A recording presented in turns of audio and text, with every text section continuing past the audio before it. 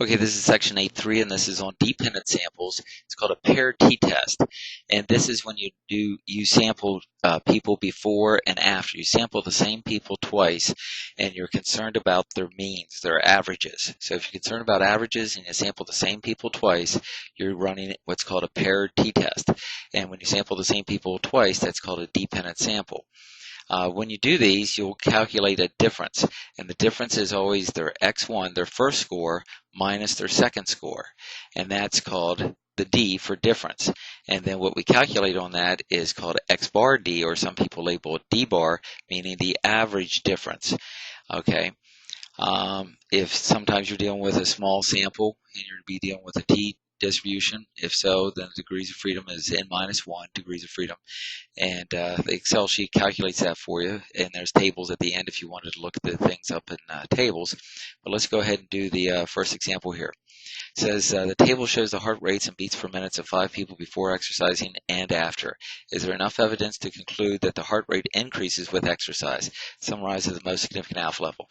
Well, here's their heart rate before the exercise, and here's their heart rate, same 5 people after the exercise, and then you calculate the difference. How do you do the difference? You take the first value, the before, and you subtract off the after. If you take 65 minus 127, you get negative 62, and you do this for each one. So we can see actually when the after score is higher, the difference is negative. Okay, you're subtracting a larger number than the before number. So this number here is a negative number, telling us that we're going to be doing a left tail test. It also, even if some of these turned out to be positive, we'd be doing a left tail test because we're checking to see if heart rate increases. That makes you think of a right tail test, but if the heart rate increases, that means that your after heart rate would be higher than what it was before. And when you subtract these, you get a negative number. So a lot of people end up doing the wrong tail test when they do this, but we'll actually be doing a left tail test on this. Now all you need to do is highlight this data. Well, actually go to your Excel sheet and go to the data sheet so you can highlight the data. So right here, we're pulse rate before and after. Copy that data and go to your paired t-test, and that would be right, let me see, here it is, your paired t-test, and right here we want to do paste special as values and say OK, and we get that data in, and then we can copy, here's your average difference, the heart rate increased, the average increase in heart rate for these 5 people is 59 with a standard deviation of 3.39, and here's the number of people that you sampled.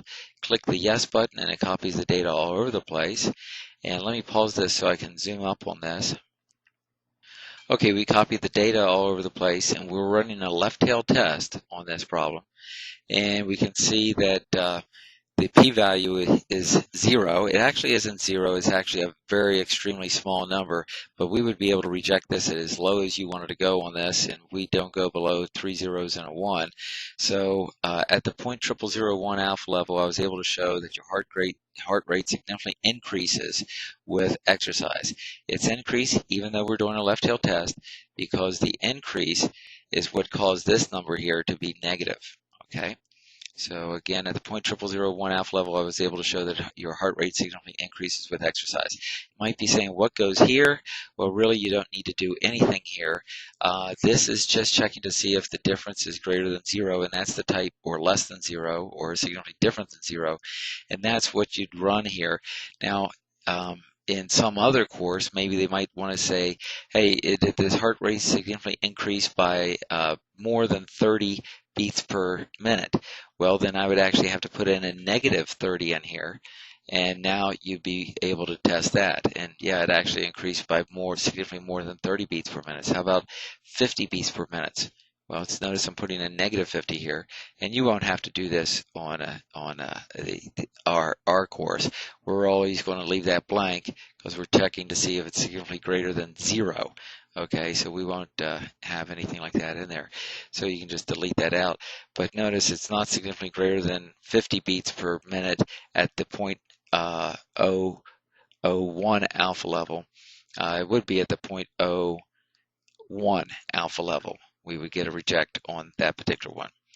But again, we're just checking it if it's significantly greater than any increase whatsoever. Significant increase, meaning significantly more increase than no increase right there. And yeah, there is. Okay, let's go on to the next example here. And the next example is coming up here, right here, to see if a diet program worked before and after, and we want to see if there was significant weight loss. Well, if there's weight loss, we'd expect their after weight to be less than their before weight.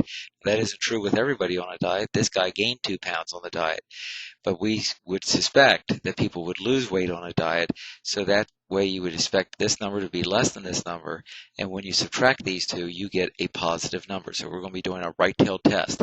Let's go to the data sheet and get this data, and we'll highlight it and copy it. Here it is. That's the same data we had, and we'll copy it, and we'll go to the our paired t-test. And here's the paired t-test, and we'll just go right here, right mouse click and paste special as values. Get that in there. Make sure you don't have any extra data in there. We don't. Click the yes button. Don't forget to do that. We're doing a right-tailed test. So was there significant weight loss? Look, see, most people lost weight on this diet. Few people gained a little bit. The average weight loss was 6.69 pounds with a standard deviation of 8.31 pounds. We had 13 people do this. And was there significant weight loss? Yeah, there is.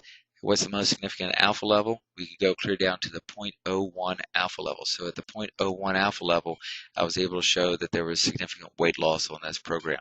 Significant weight loss meaning what? Significantly more weight loss than nothing. Okay, was there significantly more weight loss than 5 pounds?